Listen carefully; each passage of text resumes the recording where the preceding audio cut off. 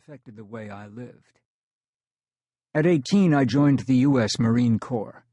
I went to boot camp, itself a rite of passage, and then went on to become a communications specialist, working with radios and other communications gear. But I was still a carny and a businessman at heart.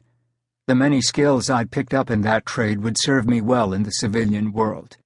So after my stint in the Marines, I used my natural inclination for business and jumped right in. I joined the Coca-Cola Company in 1985 as a delivery man, and later became a route salesman. I quickly rose to management ranks, beginning as an assistant supervisor in a Greensboro, North Carolina distribution plant. 6 years earlier, after I had returned home from Marine Corps boot camp, I had begun to date my Sheila, the girl I would one day marry. I knew by our second date that this was the woman I would spend the rest of my life with. She was a Christian, and eventually she would love and pray me into the faith. Over the next 10 years, we would have our 4 children, who have been the greatest blessings of our lives.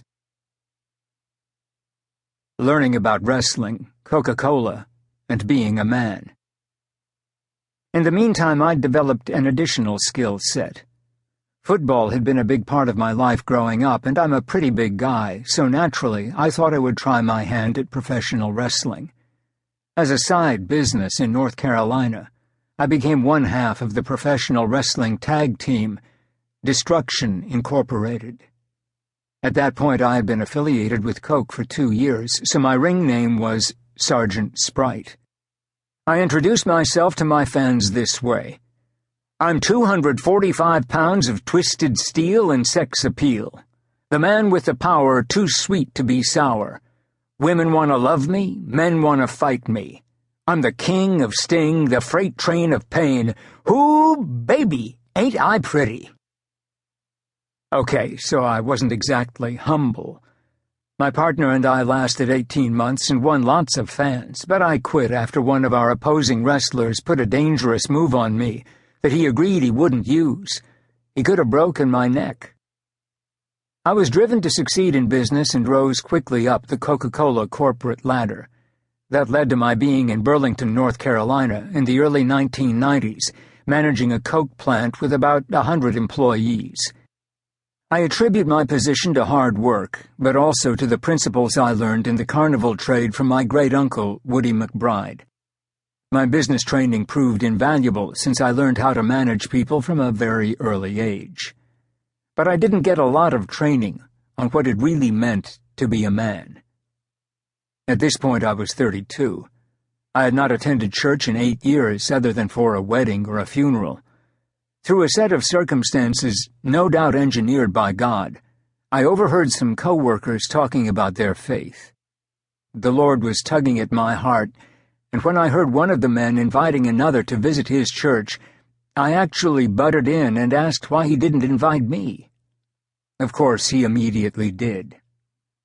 I went home and told Sheila that I had accepted an invitation to church, and her reaction, well, let's just say she was astonished. As a believer, she had been praying for me.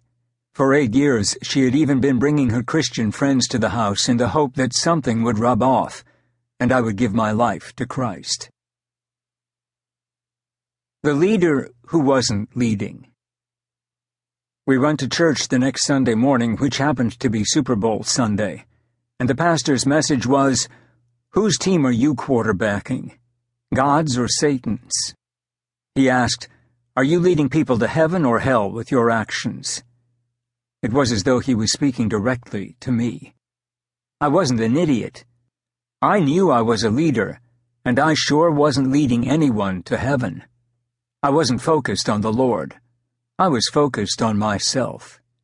People looked up to me because I was successful, but my model of success was different from the Lord's, and I was leading people astray with my actions. The pastor said, "It doesn't matter whether you're the sweeper or the CEO at a company. There is somebody who looks up to you.